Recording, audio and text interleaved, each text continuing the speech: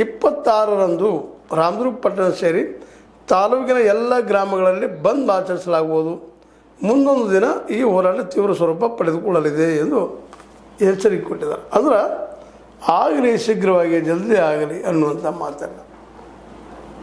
ನಿಜವಾಗಿಯೂ ಇದು ಒಳ್ಳೆಯ ಹೋರಾಟ. ಇದ್ರ ಬಗ್ಗೆ ಎರಡು ಅಭಿಪ್ರಾಯ ಇಲ್ಲ. ಹೌದು, ಇಷ್ಟರೊಳಗೆ ಸ್ವತಂತ್ರ ಸಿಕ್ಕವಾಗ 70-75 ವರ್ಷ ಆದ್ರೂ ಎಲ್ಲ ಕಡೆ ನೀರಿಲ್ಲ, ಕುಡಿಯೋ ನೀರಿನ ತಾಪತ್ರೆ ಇವತ್ತು ತಪ್ತಾ ಇಲ್ಲ.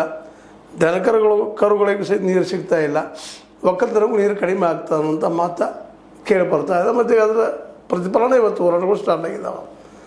ಒಂದು ಸಮಾಧಾನ ಏನಪ್ಪ ಅಂದ್ರೆ, ಈ ರೈತರಲ್ಲಿ ನಮ್ಮ ಈಗಾಗಲೇ ಹೇಳಿದ ನಿಮಗೆ ಬಾಬಾಗೌಡ ಪಾಟೀಲ್ ಆಗಿರ್ಬೋದು, ಅದೇ ಕಾಲ ಪ್ರೊಫೆಸರ್ ನಂಜುಂಡ ಸ್ವಾಮಿ ಅಂತವ್ರಾಗಿರ್ಬೋದು, ಒಂದು ಹಿಂದಿದಂಥ ರುದ್ರಪ್ಪನಂಥವ್ರು ಆಗಿರ್ಬೋದು, ಸುಂದರೇಶ್ ಅಂಥವ್ರು ಆಗಿರ್ಬೋದು, ಭಾಳಷ್ಟು ಹೋರಾಟಗಳನ್ನು ಮಾಡಿದರು ಈ ರೈತರ ಸಲುವಾಗಿ. ಯಾಕೋ ಏನೋ ಅವ್ರಿಗೆ ಪೂರ್ಣ ಪ್ರಮಾಣದಲ್ಲಿ ರೈತರ ಸಮಸ್ಯೆಗೆ ಪರಿಹಾರ ಕೊಡಲಿಕ್ಕೆ ಆಗಿರಲಿಲ್ಲ.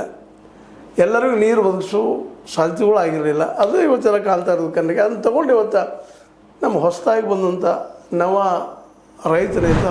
ರೈತರ ಬಗ್ಗೆ ಕಾಳಜಿ ಉಳ್ಳಂಥವ್ರು ಈ ನಮ್ಮ ಇಬ್ಬರು ಜೋಡಿ ಎತ್ತುಗಳಂತ ಕರ್ಕೊಳ್ತೀವಿ ಈ ಭಾಗದಲ್ಲಿ ಇವತ್ತು ಎಲ್ಲ ಕಡೆ ನೀರಾವರಿ ಆಗಲಿ ಬೆನ್ನತ್ತಿದ್ದಾರೆ. ಭಾಳ ಒಳ್ಳೆ ಕೆಲಸ ಮಾಡ್ತಾಯಿದ್ದಾರೆ.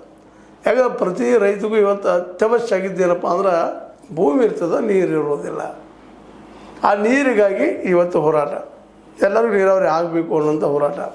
ಮತ್ತು ಅದರಲ್ಲಿ ನೀರಾವರಿ ಆದರೆ ಇನ್ನೊಂದು ಸ್ವಲ್ಪ ಹೆಚ್ಚು ಅನುಕೂಲ ಆಗ್ತದೆ ಅನ್ನೋಂಥ ಒಂದು ಏನಪ್ಪ ಅಂದ್ರೆ ವಾದ ಮತ್ತು ಸತ್ಯನೂ ಹೋದವು.